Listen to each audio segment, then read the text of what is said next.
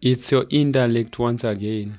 In this video, I welcome you as we are preparing ourselves for ZIMSEC Geography Ordinary Level, as I'm going to take you far analyzing Mapwork, evaluations and interpretations, as I'm going also to teach you what is the 13-figure grid reference, how to read it, so as to prepare yourself for ZIMSEC final exams.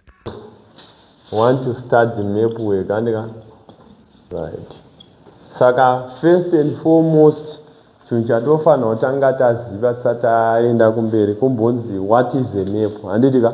Saka panapa hanzi is a diagram which replace the surface of the earth drawn according to scale. Zvakanyorwa pamanotsi enyu apa, handitika. Saka kana tichiti susu a map, it is a diagram which replace the surface of the earth drawn according to scale. Zvinoitika ndezvekuti, for example, yako iwe yakanzi boterekwa, yakanzi antelope mine, inini yangu yakanzi Tanganda Hold, handitika. So here we have what we call Tanganda Hold, but we cannot draw Tanganda zvakaita kutanganda zvese. Tuwirirana, hatigone kuti kana tichitungwiza toidrawa yese. But what we can do, we can have a piece of diagram where we draw Tanganda Hold according to scale. So where is the scale? Scale panapa ndo yakanyorwa kudenga kwemepu yako apa. Mukapatarisa pakanzi 1:50,000 topographic series. Mabona? Ndobva pataurwa kunzi each 2 centimeters represent 1 kilometer, which means kuti on your ruler ukaverenga 2 centimeter dzega dzega dziri paruler dzinomirira 1 kilometer pa actual ground. Tuwirirana, dzine dzichimirira 1 kilometer per actual ground. Kureva kuti isusu kana tiri pa map apa tikangoverenga 2 centimeter tafamba 1 kilometer. Tuwirirana, right? Then tiri ipapo, what is the importance of the map?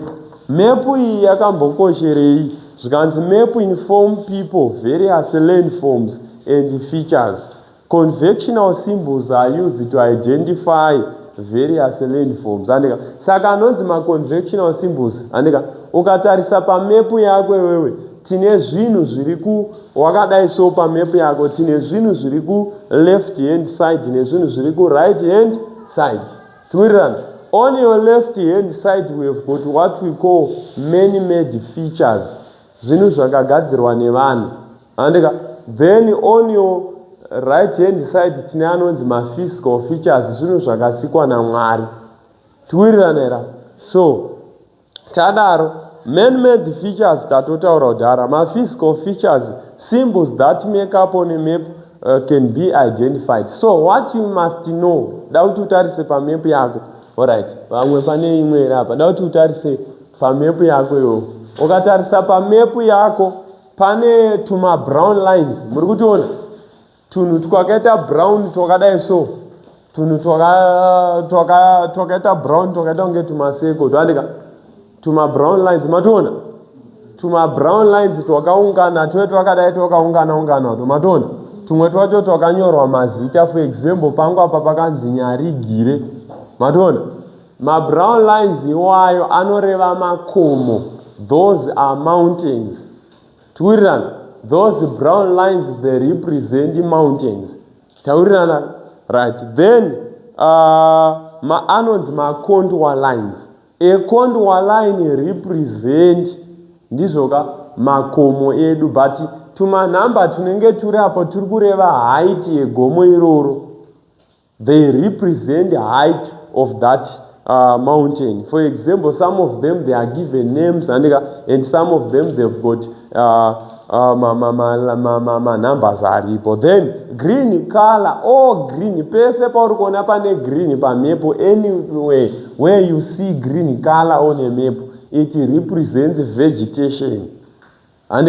Then after that, blue color, any blue color yese atinayo ino represent ma rivers, ma dams nezvimwe zvakasiyana siyana.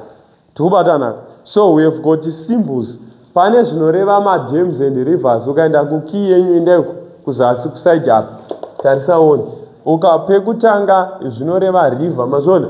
iro ndo dhemu ayo malexi mukatarisa manotsi kwenyu tine maboundaries. Ukaenda kuma-man made features unoona bridge, ukatarisa tine pakanzi city town bva panzi Harare Bindura amazona uko ku right hand side. Tobva taenda mukadzika tine panoratidza mabusiness center, panoratidza mabridges. Mamaona bridge kana uri pamepu chinhu chatanga kunyorwa, for example apa pakanzi zvoni gravel or earth with the bridge and other, izvo zviri apa.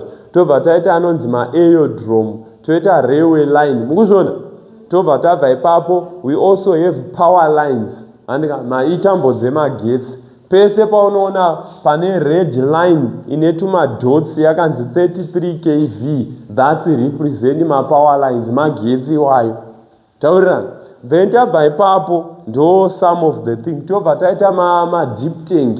Deep tank inorepresentwa uko kuzasi uko nekanhu kakadai also, handika kanenge kakadai, that's a deep tank. Iro ndo dhibha redu rinodhibhiswa mombe.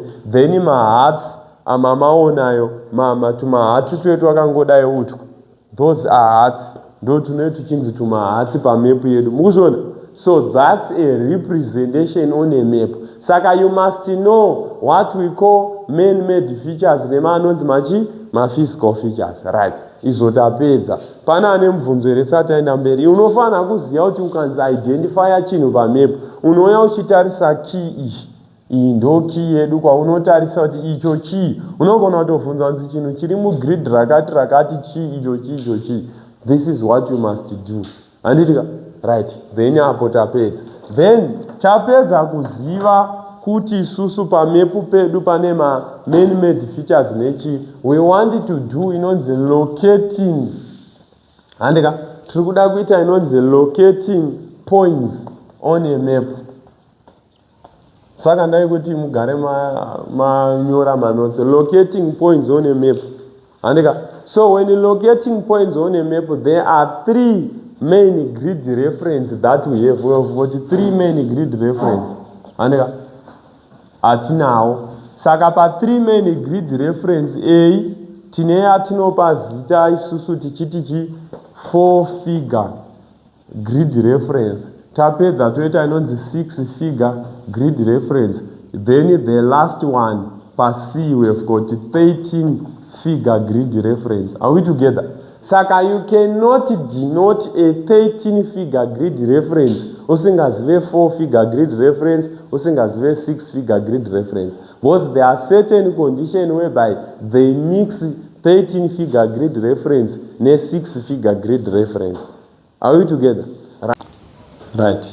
Saka we want to teach each other how to find out a 13 figure grid reference. So tichidzidzisana kuti titsvage 13 figure grid reference. As you can see on this diagram, ukatarisisa panapa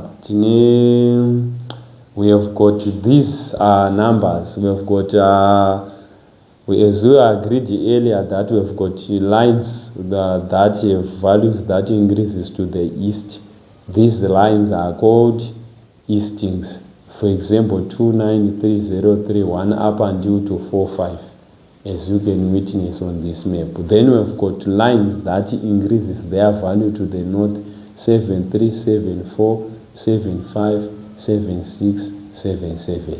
So we want to teach each other using Mutema school, this one.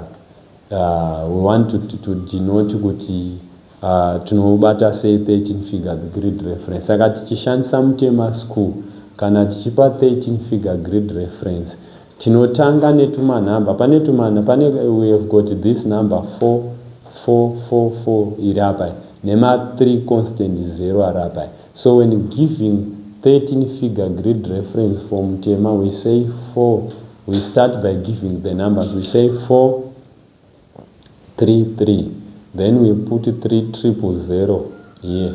Then on the northings we say 27. Sorry, it's 77. Sorry, 7774 000. That's how we do it. So this is how you give a 13-figure grid reference on your, or how do you conduct it, right?